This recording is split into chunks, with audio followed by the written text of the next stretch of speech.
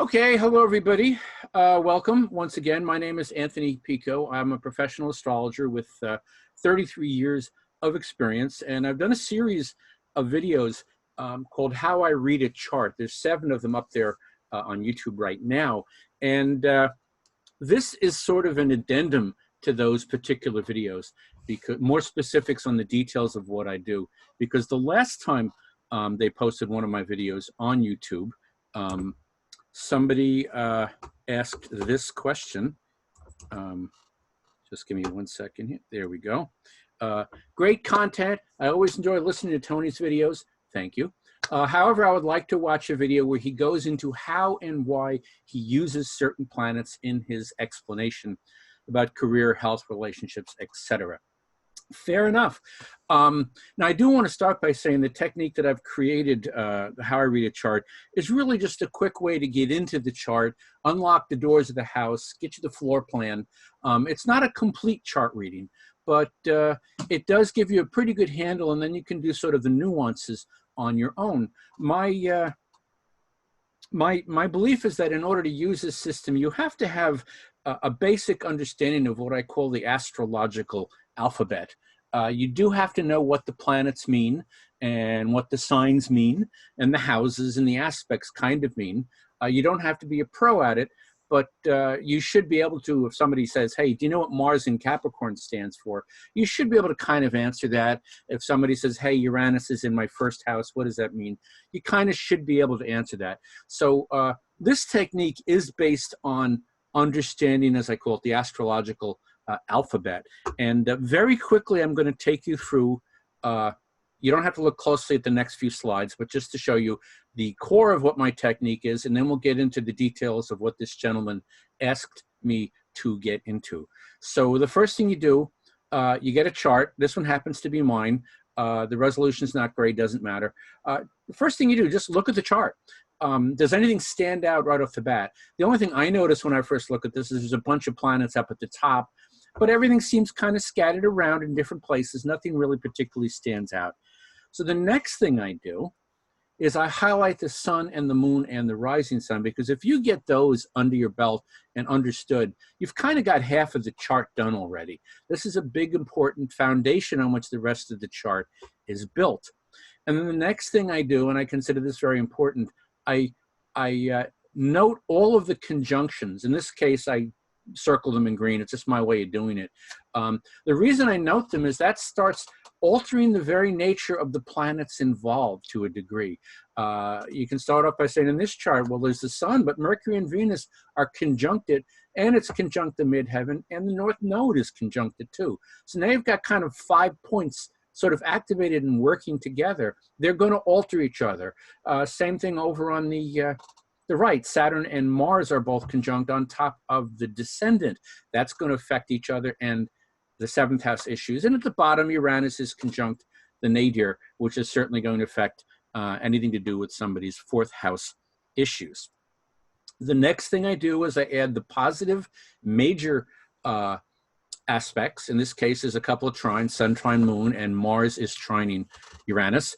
And I consider Saturn sort of dragged in there by guilt by association, I call it. It's conjunct Saturn. It's not trining Uranus, but it's conjunct, but, you know, Mars is, so, you know, we kind of drag them together. And then I put the major challenging aspects. Now, this chart, my chart, has a T-square, and it has Moon square Pluto. So this is ways you're starting to get into the chart. First, you check out the skills and abilities and the positive aspects. Then you check out where the challenges are. Then, as you see here, I add the minor aspects, a couple of quincunxes and a sextile. And then the next step is this, these 5 categories: career/work, family/home, relationships, health, and finances. If you can figure out where these are in the chart, well, this is what everybody asks about. Pretty much, this covers what most people will inquire about when they're having a chart done. So the next step in my standard procedure is I write on the chart, my way of doing it, you can write it on a piece of paper, I don't care, career, relationships, health, family, and finances.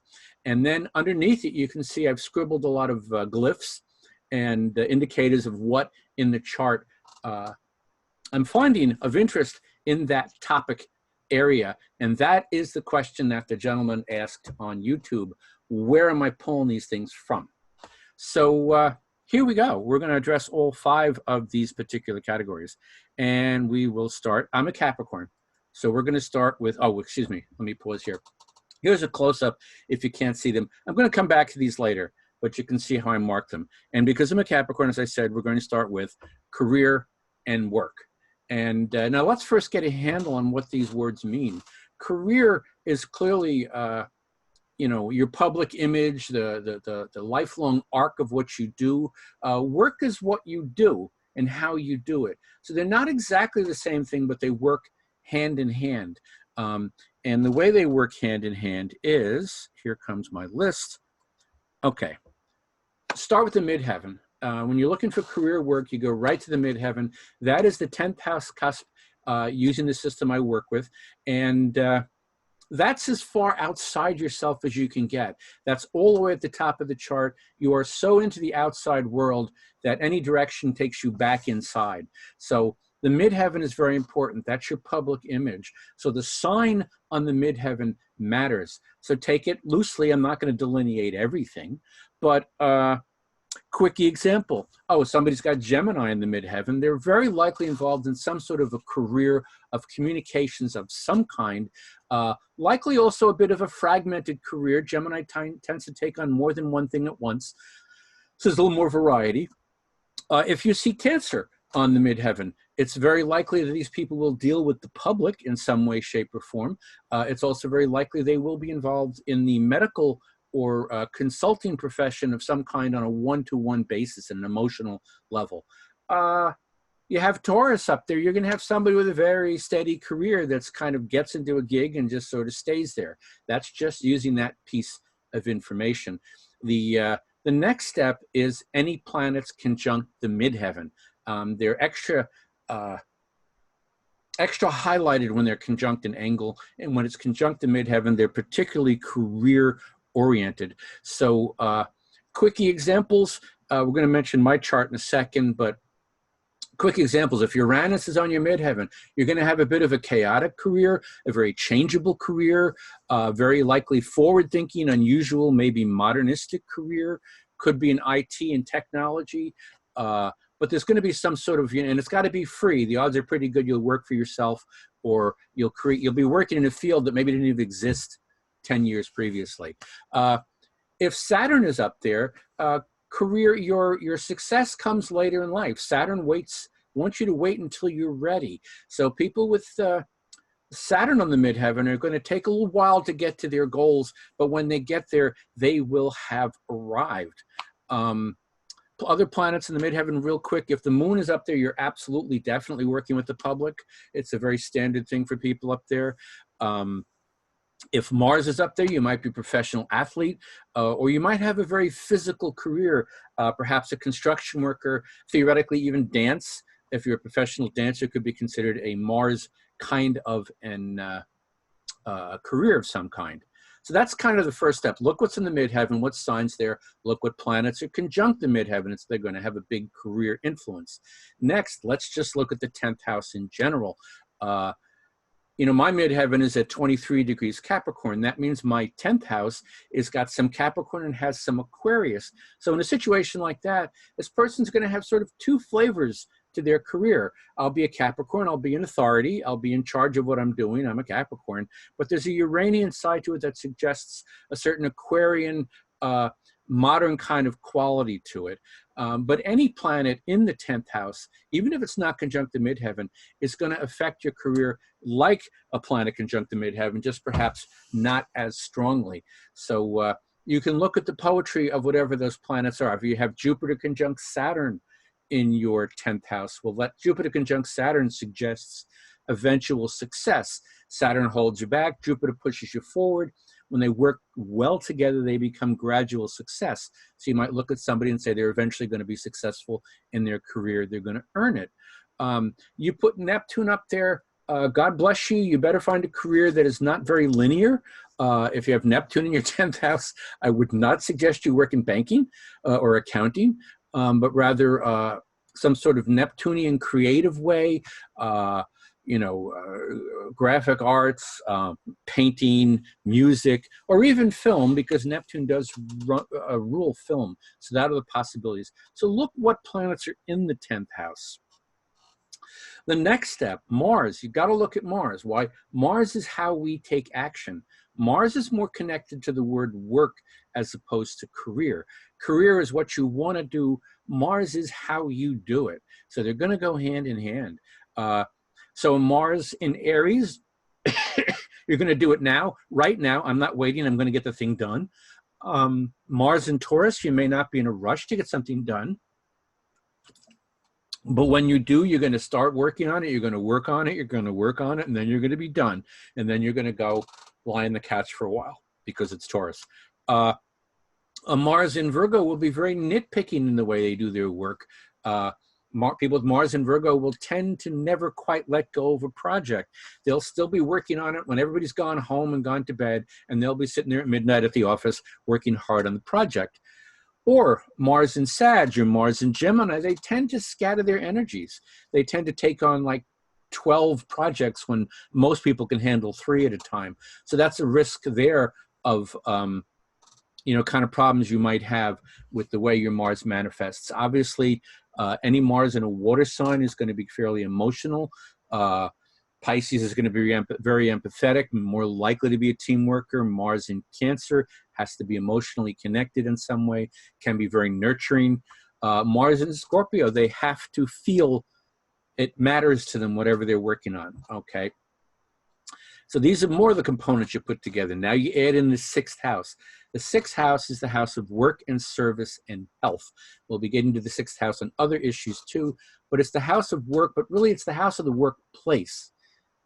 If the 10th house is your career, the 6th house is the conditions of where you work.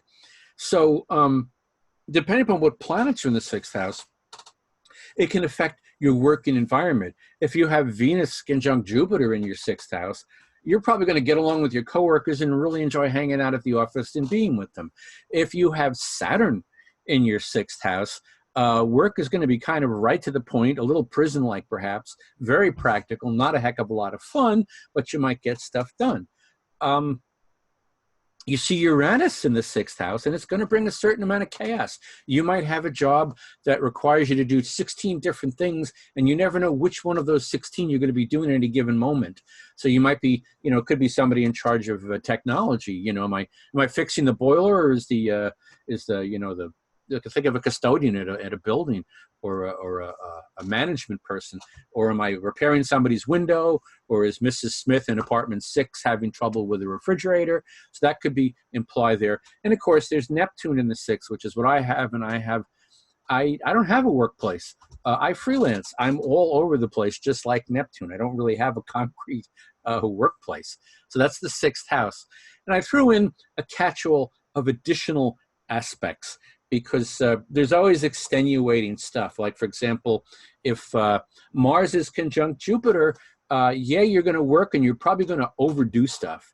Jupiter's always have another drink, go for more, and Mars is going to go, yeah. And the next thing you know, you've committed to way more than you could handle. Or you should have stopped working 3 days earlier because the project was finished, but you just didn't know when to stop. So additional aspects help. Is anything squaring your planets in the midheaven? Is anything forming a trine or a square or a conjunction with Mars? So always check the additional aspects related to the previous 5 things I just mentioned. So let's take these things and apply them to my chart. Here's my scribbled little comments. Right off the bat, I have Sun conjunct Mercury, conjunct Venus, conjunct the North Node. It's all within like 2 degrees, 3 degrees on my midheaven. So obviously I'm going to be a Capricorn in my career, but Venus and Mercury are conjunct. There's going to be kind of an artistic quality, a communicating quality, but an authority of some kind, a person in charge. And yet it's opposing Uranus and squaring Neptune. Now, I've managed over the years to make this work for me. I am a professional graphic designer. I design magazines, I make things readable, I design brochures. So now you've got the Capricorn practicality, using their artistic abilities, Venus, in a way to help communicate with other people. I'm not the artist that paints, whatever they want to paint and then tries to sell it. I'm doing art in service to communications. Now, the issues I've had, Neptune is squaring. Sometimes I can be profoundly inspired. Sometimes I can come up with ideas that are completely nuts, okay? But they're wonderful to think about, but they're not really functioning well. It's opposing Uranus. I'm not a designer. I tend to have people reject about half of my designs because they're like, that's too weird, that's too strange, nobody's ever done it that way before. And I eventually sort of bring it into line. And as I did mention, Neptune is in my sixth, so my workplace is also a bit, Neptunian and wibbly wobbly because that's Neptune. So I'm a graphic artist. There's no rules in the sense that it's not like I'm a mathematician. 1 + 1 always equals 2. Graphic arts doesn't work that way. But then I got my Saturn return. What happened? I became a professional astrologer. So now I've got, again, I'm communicating with people as an authority. I speak well. I communicate well. Venus conjunct Mercury. I upset people because, look, most people don't come to an astrologer when they're happy. They come to them when they have problems. And I'm there to help them figure out their problems and solve them.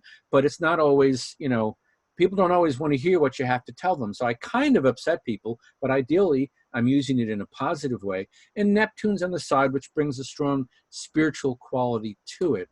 The additional thing with how I work, and I mentioned earlier, you can look for the aspects. Mars is conjunct Saturn in Scorpio. I work passionately. I work very focused. I'm the kind of guy that when a deadline comes for 6 days straight, I'm working 18-hour days until it gets done. So that's one of the ways you pick up stuff about career.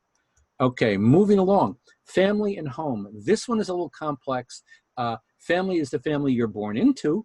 Home is the home you're born into. It's also the home you create and the family you have. So there's a wide range of stuff that we need to deal with here.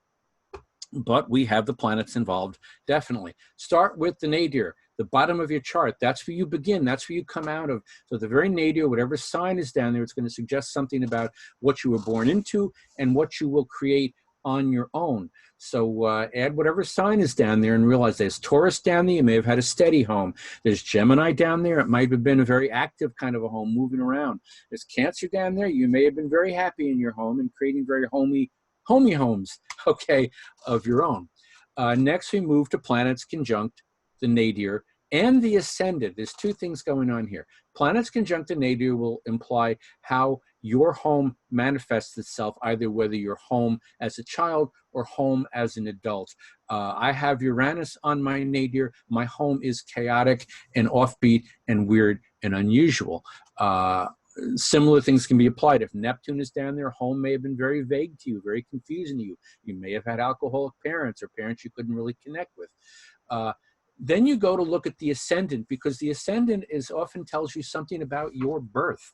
Okay, if Saturn is on the ascendant, it suggests a difficult beginning, an austere beginning of some kind. It may have been literally, if it's on the ascendant, it's often literally a physical problem with birth. You may have been a C-section, you may have been a yellow baby, whatever it might be. But even if it's in the first house, it suggests you had to grow up a little too fast. But if you got Uranus up there, your birth may have been very disruptive. If your Mars is on your ascendant, you might have had a very sudden birth. Your childhood may be very active and kind of driven. We also look to the fourth house. That's the house of home and mother, and also the roots of your psyche. Whatever's down there is going to influence whatever goes on in the home you create and the home you were born into. Two sides of the same coin. The three planets most involved in terms of mom and dad are Sun and Moon and Saturn, as you see there. For reasons that I'm not going to go into now because we have a limited amount of time, Saturn and the Sun both indicate whoever plays the father in the family, and the Moon indicates whoever plays the mother. They don't have to be your actual mother and your actual father. I'm just talking about the roles they play. So look for aspects, which down at the bottom I have additional aspects. If Saturn is conjunct the Moon, mom might have been a bit cold.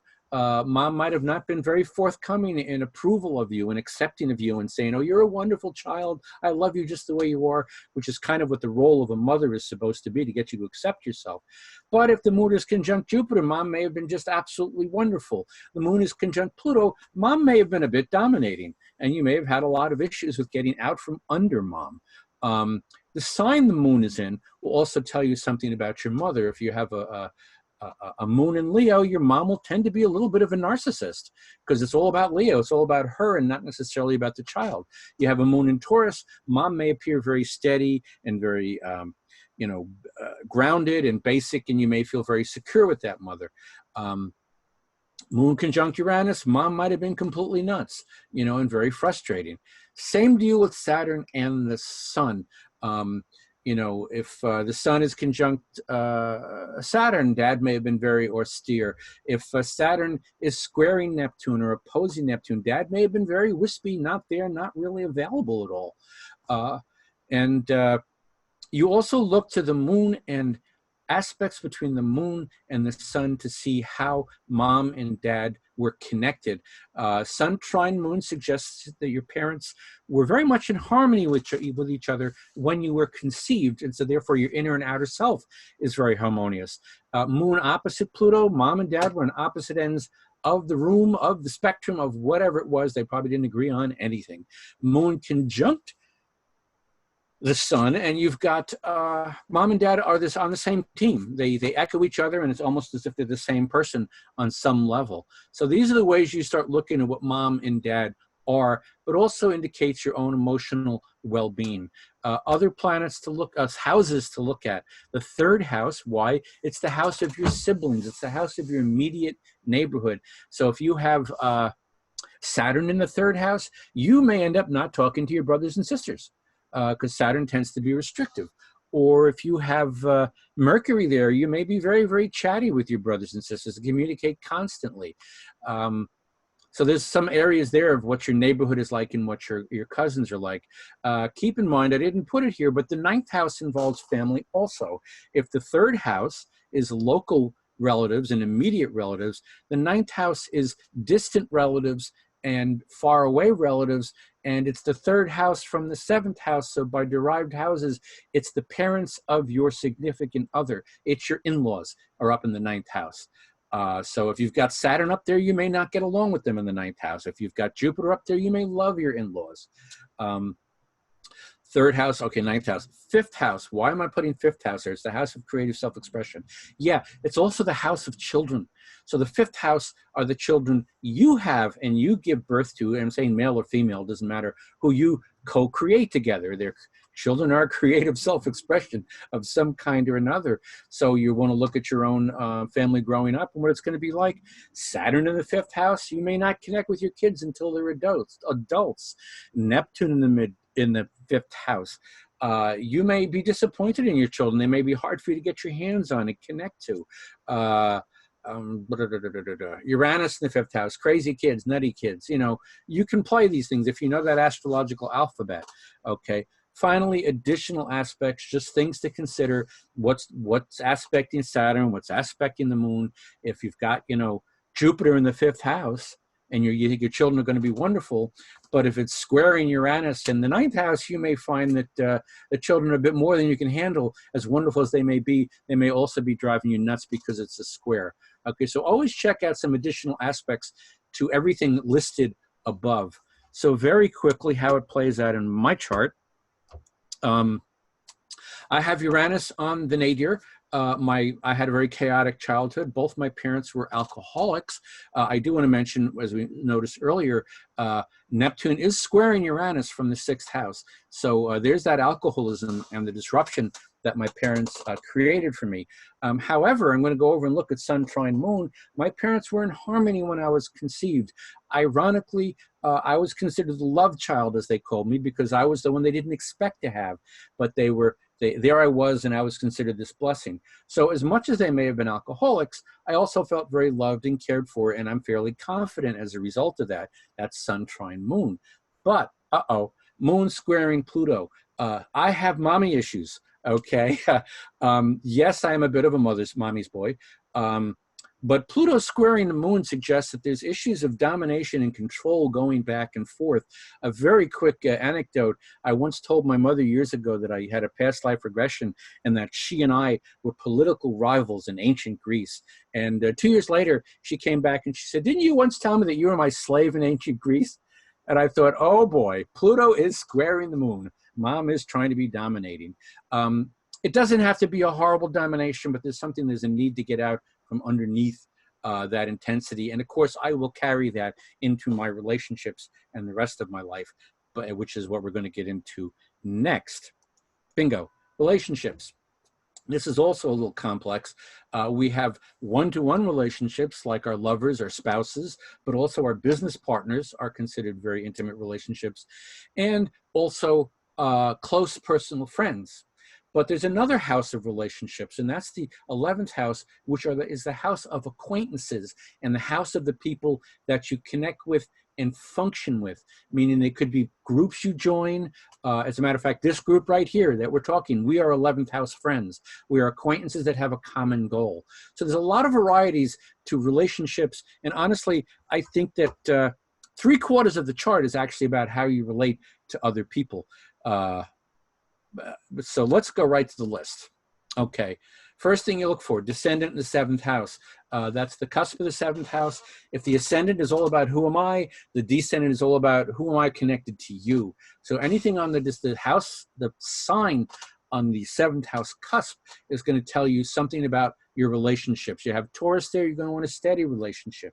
You got Capricorn there, you're probably going to look for people either older than you or potentially established and grounded. You're not going to be looking for wishy-washy people. You have Neptune there, you may be chasing Prince Charming or Princess Charming for the rest of your life because you're overly idealized, or you could create a spiritual partner that you connect with very deeply. You have Pluto there. You may transform through relationships. You could have a steady partner, or you could have a partner, go from partner to partner, and each relationship transforms you in some way, shape, or form. So that's why we're looking at the 7th house cusp, and right below it, planets that are conjunct the descendant, okay, are going to have a strong influence on relationships. The other 4 planets immediately worth looking at in relationships are the Sun and the Moon and Venus and Mars. Sun, obviously, that's who you are, so you can know how you connect to other people. You have to look for a compatible sign of some kind. The Moon is your emotional side. Of course, it's going to matter in how you express your emotions, and in any relationship, particularly intimate ones, it also matters a lot. So the sign that's in will also matter. Venus and Mars are sort of the 2 sides, kind of the yang and yin, or yin and yang of relationships. Venus is how we connect, how we relate, not how we talk, but how we schmooze, how we hang out.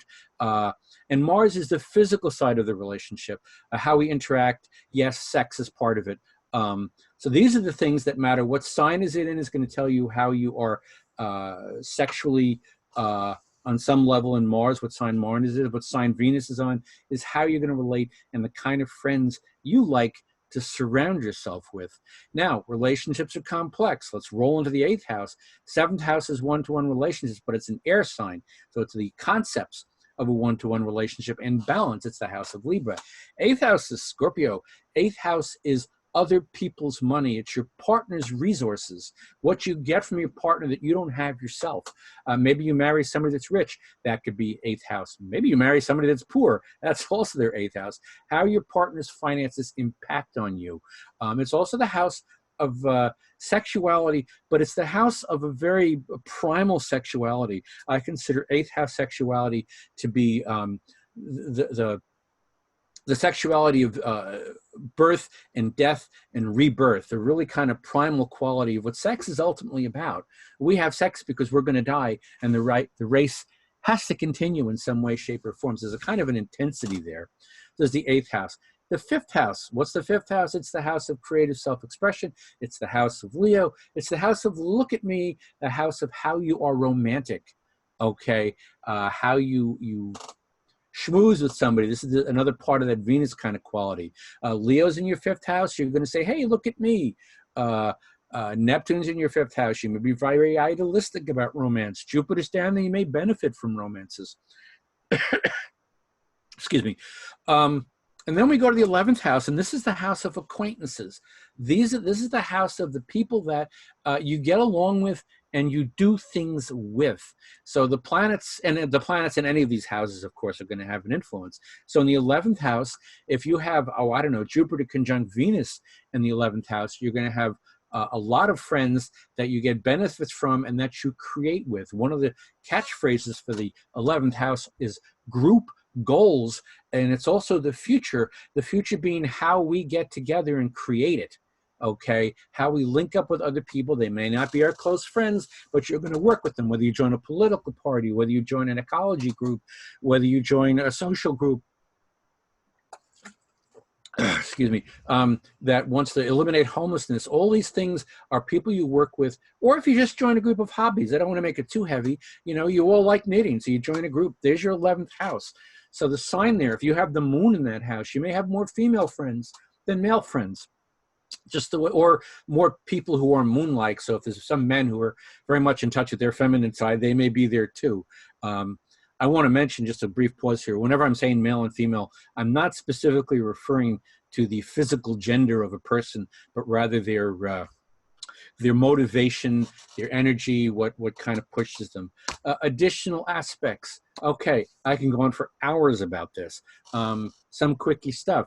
Look for Saturn. Saturn's going to be a deal breaker sometimes. If Saturn is conjunct Venus or opposite Venus, that person is going to consider relationships as a responsibility or a chore. It doesn't mean they don't like it. It just means that they see it as something that has to be taken care of. They're not going to be as romantic as somebody who maybe has Jupiter conjunct Venus or Neptune trining Venus, where, you know, hearts and flowers and unicorns and everything are very, very important to a relationship.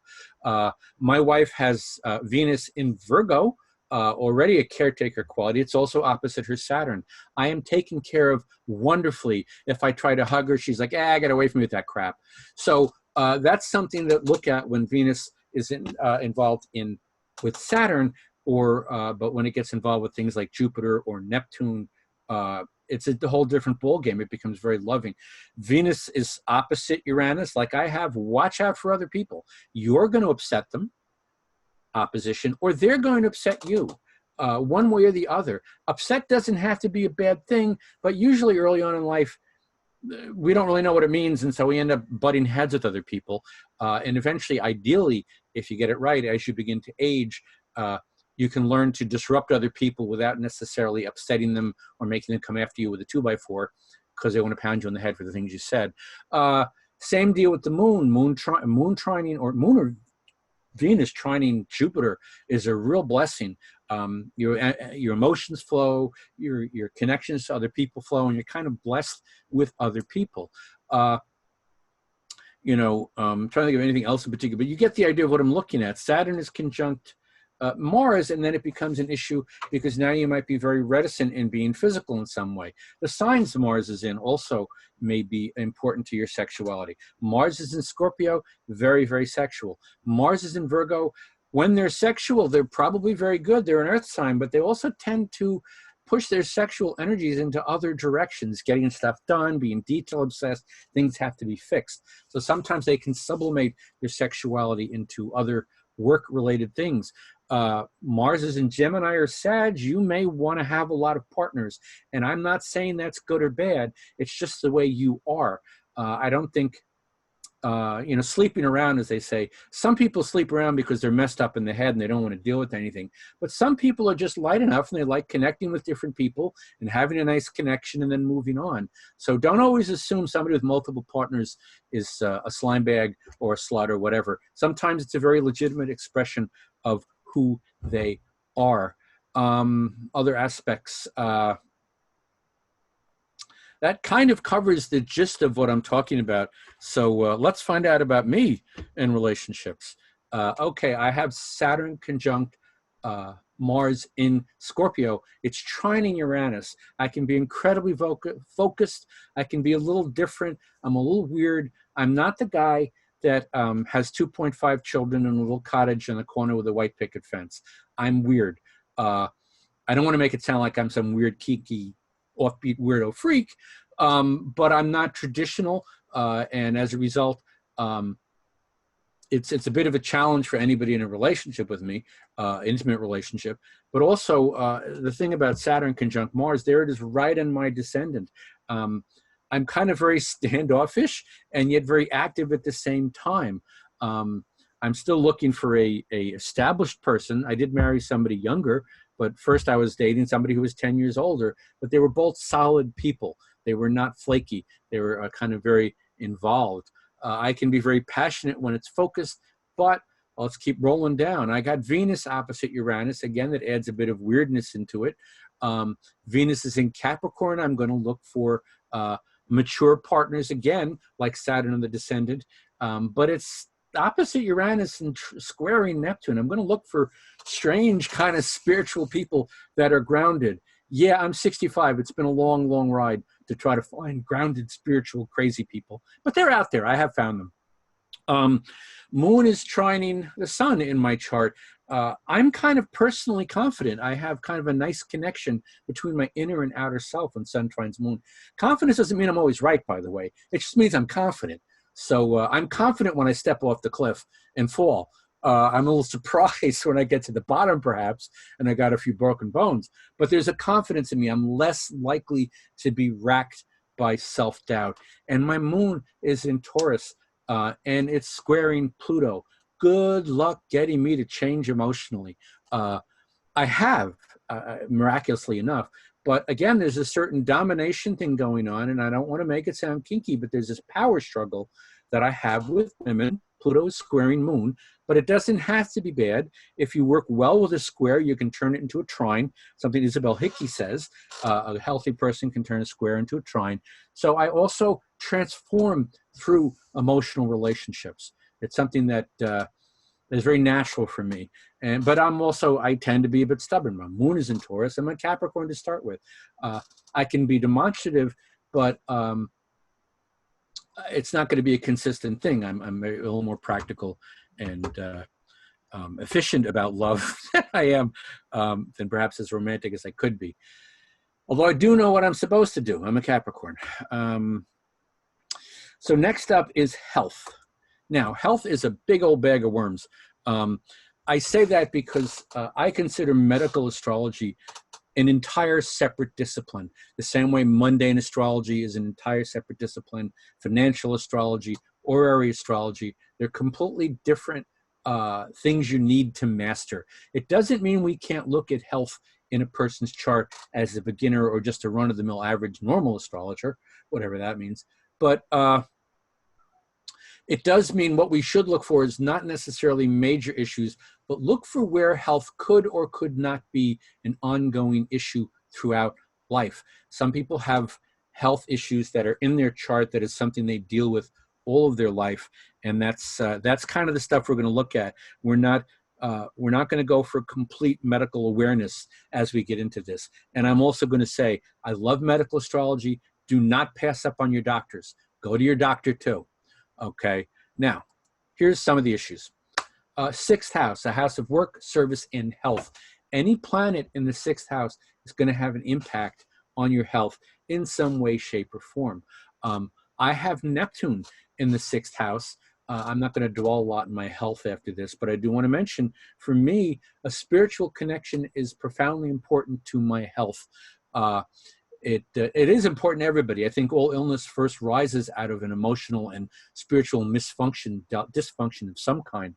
But for me, it's a little more direct. However, it also suggests that my illnesses are hard to diagnose. Why? Neptune doesn't want to get pinned down. One example in my life is for the last 15 years, I'm borderline anemic all the time. I have been tested, and I've had things stuck in every orifice and samples of every fluid I can produce, and nobody understands why I am borderline anemic. But there's Neptune going, ha, ha, ha, you're not going to catch me. But there it is, and I have to deal with it. And obviously, anemia is certainly very Neptunian. You're kind of wasted. You're not really as physical as you could be. So that's my issue. But then by the same token, if I'm spiritually connected, I heal very quickly. I took Reiki. I'm a Reiki practitioner. It's very logical for me. Last December, I went in the hospital with sepsis. They told me my sepsis was so bad that if I'd come 3 days later, I would have been dead. but they diagnosed me. They said, oh, you'll be in here for at least 3 weeks to 3 months. I was out in 3 days. I responded that quickly. Once my Neptune was informed that, you better get it together, son, I did. I spiritually connected. I understood what was going on. And I was out of there in 3 days, and I'm profoundly healthy right now. I've changed my diet, yada, yada, yada. Okay. Now, dirty trick. I've just listed every planet in the chart. I would have listed Chiron, but I don't have a glyph for that in my system. Why am I listing them all? For the same reason I should list all the signs. Every planet is connected to certain bodily functions of some kind or another. Same with all the signs. The signs are easy. Aries starts at the head, and just start naming body parts. You get to the bottom, and it's Pisces. Go look it up. I'm not going to spend too long into it right now, but there's a clear indicator there. And then we have the signs that are involved. Sun can be heart-oriented, rules Leo. Leo's about the heart. The moon is the stomach, how we digest things, how we take things in. Mercury, the nerves, and also the lungs are possible indicated by that. Venus is the throat. Mars is the head. Aries, the ram butting his head onto things. Jupiter can be about overweight. It can be about glands that overfunction, overproduce, the liver. Saturn is about structure. It's bones, it's arthritis, it's teeth. It's the things that keep us structured. Uranus is a lot of energy. It's the higher octave of Mercury, and it's about nerves. Neptune, again, we mentioned it earlier. Neptune can be very nebulous, and how you connect with it illness-wise. And Pluto can suggest transformative illnesses of some kind. And of course, it's Scorpio. It's connected to the regenerative organs. Yes, your genitals, your ovaries, your testicles, whatever it is that helps you make more life. Now, aspects. Health is not as clear in a chart. You have to look at what's going on with other planets. So for example, Neptune, if it's conjunct Uranus, that's going to ramp up those nerves. It's definitely going to kind of like agitate a person. Person may be high strung. It may be over the top. So that's something you have to consider. Neptune, again, rules the lungs. If Neptune is squaring Saturn or opposite Saturn, don't smoke. It's not a good idea. Of course, nobody should smoke. I'm not even going to get into that. But definitely, if you have Mercury opposite or square Saturn, don't smoke. It's not good for your lungs. All of these planets have certain qualities of health. Some indicators of robust health. If Pluto or Mars is conjunct or trining the sun, or both of them are conjunct and trining the sun, there's kind of a vitality to a person, kind of a recuperative ability. Well, Pluto's about being reborn. So you have, and Mars is about your physical body and your activity. They're conjunct the sun. You're a fairly robust person, and it's going to be kind of strong in who you are. But you have to look at what the planets are up to and where they are. Saturn in the 6th house of health, you may find illnesses. You may take you longer to heal. Excuse me, because Saturn delays, just not because it's just kind of a meanie going, I'm not going to give to you yet. It's waiting until you get it right. It's waiting until you understand it, experience, and have mastered whatever the situation is. So that's Saturn in the 6th house. You have Mars squaring Uranus or opposite Uranus. Be careful. You could be accident prone. Uranus, impatience. Mars, they're not going to wait, and they're going to fall down the stairs. They're not going to double check things. They're going to have accidents.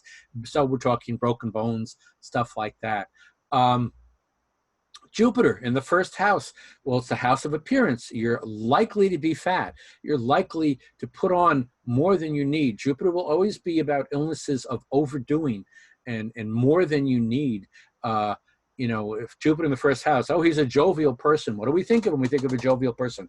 Fat person laughing, happy all the time, but they're fat because they've overdone it.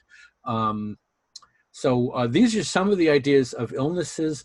Work with the aspects. I can't give you as clear a list of things, or I could, but it would take me another hour and a half because it's a subtler thing in the chart. But you do want to sit and talk to the client and say, hey, you know what?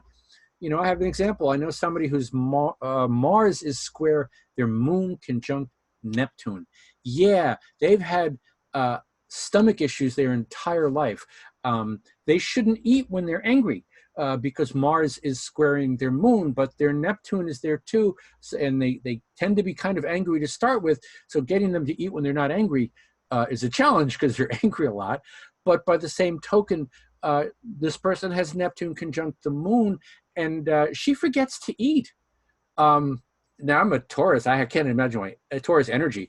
I can't imagine why anybody would forget to eat, but she does. I've seen this woman go like a whole day, and then at night it's like, so what'd you have today? It's like, I forgot to eat today. Neptune is conjunct the moon. She's not nourishing her stomach. Virgo energies, lower intestines, again, digestive and processing and purifying food. This is a mishigash. There's a lot of stuff going on here. So focus, when you're just doing a first chart reading, focus on what health issues they might need to be warned about. Because when I tell people about health issues, the first thing I say during a chart reading is, I'm not saying you're going to get these illnesses. However, if you start going off your path, if you start having spiritual and emotional malfunctions, you will tend to manifest your illnesses in these particular areas. So that's a way to look at how to take in health, sixth house, and then check what the planets are up to and what they're going on to. And a quickie look at my chart. Again, I mentioned Neptune in the sixth. So I tend to be very spiritually oriented and also very vague in what I understand and what my illnesses are and how to find them. I actually, doctors thought for 20 years I had a fatty liver, and finally I had a test that turned out I didn't have a fatty liver. I had non-cirrhotic portal tension or something, which never mind what it is. It's just similar, gives similar results to a fatty liver, but Neptune's there once again going, ha, ha, ha, you couldn't see me, you couldn't catch me. Mars is trining Uranus, an unusual quality to my health. My robust nature defies rationality.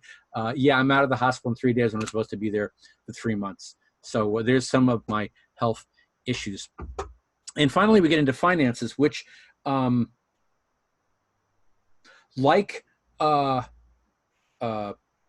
like health, it's kind of a mixed bag because there's the house of finances, yes, but there's a lot more about what finances are. What are finances? Is it what we're worth?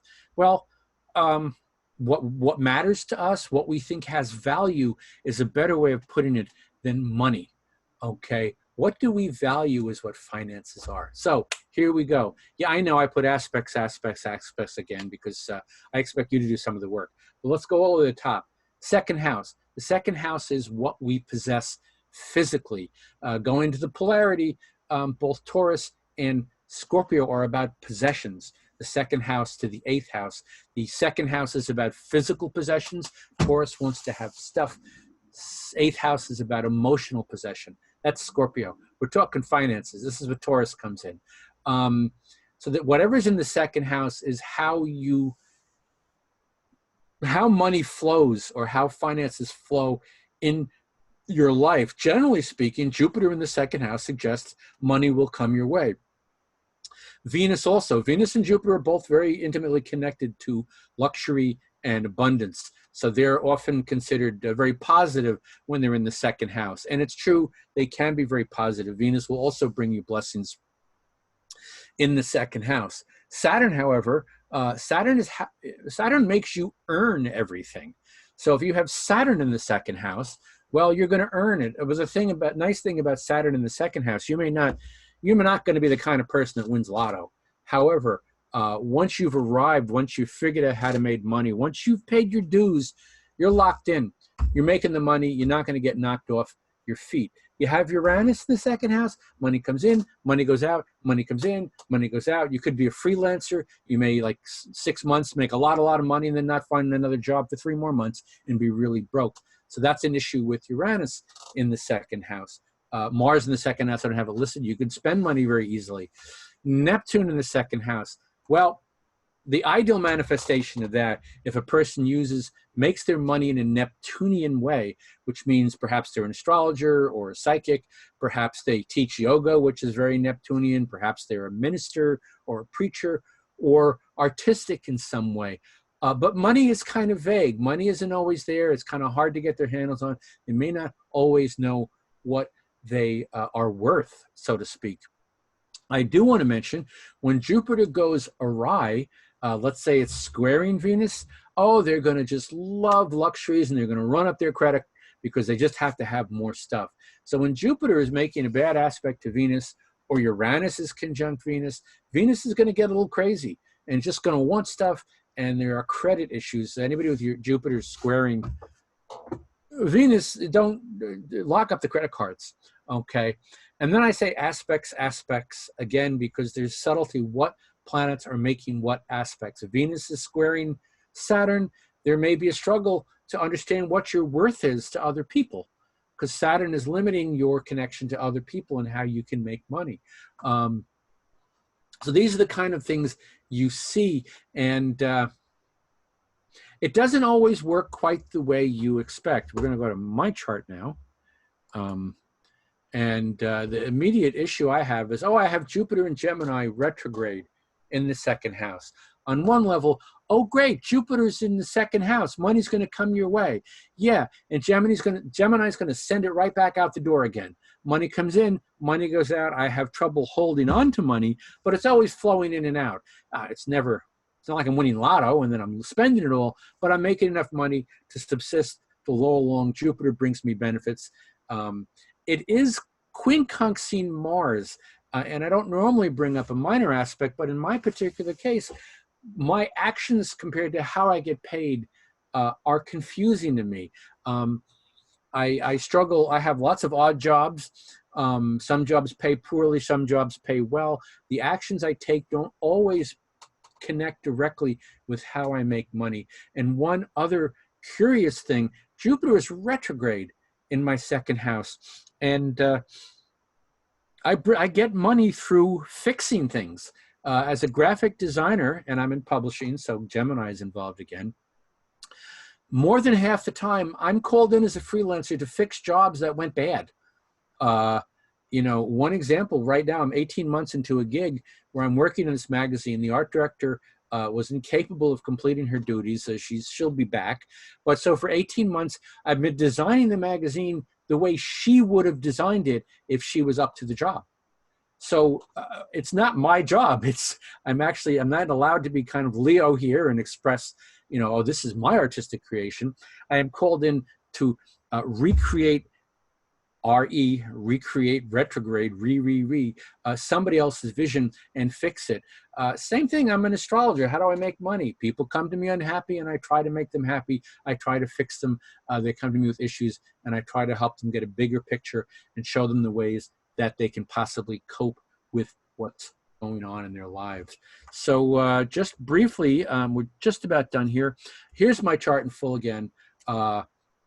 It's all there, the T-square, that top to bottom and the side, is about my career. It's the 10th house. It's also about my nadir, my family, and my home. It's down there at the bottom. The T-square also sticks Neptune into the 6th house. It's about my work career. It's about my health, which is a separate issue altogether. Relationships, Saturn-Mars is conjunct descendant, but the Saturn-Mars also shows how I perform my work very focused and very passionately and very intently. So what I'm trying to say, the reason I've devised this method of how to read a chart is it helps you categorize where to put the planets and what they do. Mars can be career, it's how you work. Mars can be relationships, it's how you're sexual. Mars can be financial if it's involved in your second house, it's spending your money. Mars can be family, it's in the 3rd house, you're going to fight with your relatives all the time. It's in the 6th house, you may be prone to infections because Mars is in the 6th house, and Mars is about fire and infections and knives and cutting. Yeah, you could be involved in surgery. So the method I've created is to help get away from the planets and signs and get them into the categories they belong in. Because look, most clients you're going to talk to don't really give a golly gosh darn that their Neptune is squaring their Venus. It doesn't mean a lot to them. What they want to know is, what's my career like? Who am I going to fall in love with? Tell me about my family. Tell me about my finances. And what's my health like? So the method I used to create this was to get to the point Imagine that a Capricorn's created a method of getting to the point. So when I go how I read a chart, again, I reiterate, my method will get you in the house and show you the floor plan, okay? Once you're in the house, once you figure this out, then you can start working on the nuances. There's a ton of more information in my chart than what I just spewed in the last 55 minutes. But this method will get you in the house and get a good handle on the people, and then you can start applying all of the nuances of a chart. So I'm going to just scroll ahead to my commercial, which is my name and my email address and my website. But we have around 5 minutes, I believe. So Linda, are there any questions? Does anybody want to ask about anything I've said or whatever?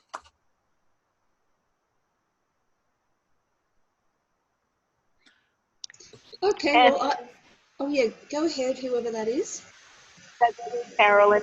Yes, Carolyn. I just want to thank Anthony. I don't have questions. There were aha moments during your presentation, and I look forward to going over what you've shared and applying it to the charts that I deal with. I really appreciate all the work you put in. Thank you. Oh, you're very welcome. I had to talk fast to get it all in, but I'm glad it made a lot of sense and it hit the points for you. Thank you very much. Very much so. I have a question. Okay. I noticed how you went in through the sun sign and the rising sign. Yes. And not necessarily Pluto and the evolutionary axis. Yeah. Can you talk about like when it's like maybe some people aren't ready for that whole evolutionary pace and like when it might? Okay. Yeah. Very, very quickly, I consider all astrology basically should be evolutionary. The fact that there's a separate discipline that calls itself that, to me, it's sort of like pizza pie. It should be the same. It's the same word. Yeah, you got to look to what Pluto is up to. To be honest, in my own particular life, although I have evolved and grown over the years, for the past year and a half, Pluto has been transiting my T-square. So I didn't really start evolving until Pluto started hitting me with a 2x4 2 years ago and dragging in like 1, 2, 3, or 5 of my planets into this Plutonian transit. So, but obviously in my chart, Pluto is squaring my moon, so there's always been emotional transformation. It's always there. In terms of evolution, when you're looking at a chart, once you've done the basic chart and you got a handle on the person, that's when I start looking, well, now that I've figured out this guy's artistic, he's spiritual, oh, but he's got Pluto squaring his moon. That's when I start, that's the nuances I'm talking about. Once you've gotten in the chart to the front door and figured out the house, then you really start looking, because what else is going on? Where is Pluto turning up? What house is it in? Some people, and I've seen charts where Pluto and Neptune sextile each other and don't really connect with the rest of the chart.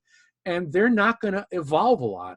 But, a quickie example is if you see Sun opposite Pluto, I guarantee you, I've seen this over and over again, at some point in a person's life, everything changes. And I can't give you a time or year for it, but I know everybody I've spoken to that's a bit older with Pluto opposite the sun, and sometimes the moon, says there's a turning point in their life when that opposition, it apparently spins around, and then suddenly they've evolved and they look back and they go, who was that person before they hit it? So yeah, Pluto and evolution is very important, but it comes at such different times for different people. That to me is like, once you've identified who the person is, then you start digging into the Pluto and what it's up to and how and when it's going to start harassing them. Tracking, of course, the Pluto transits helps. I know one person has like 6 planets within one sign. And when Pluto rolled across it, they had about 10 years of absolute transformation. And I think they were kind of done with Pluto afterwards. So you got to look at what each chart is in terms of timing. I hope that helps answer your question. It does. Thank you. Oh, you're very welcome. Linda, I don't know how much more time we have, but I'm open to answer. Okay. Any final questions? We have about 1 minute.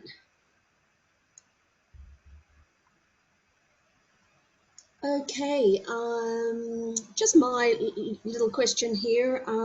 Neptune on the ascendant. I like what you said about the kind of dissolving quality of Neptune, like, like withered Yeah. away or something like that physically. So with Neptune on the ascendant, what do you think of that?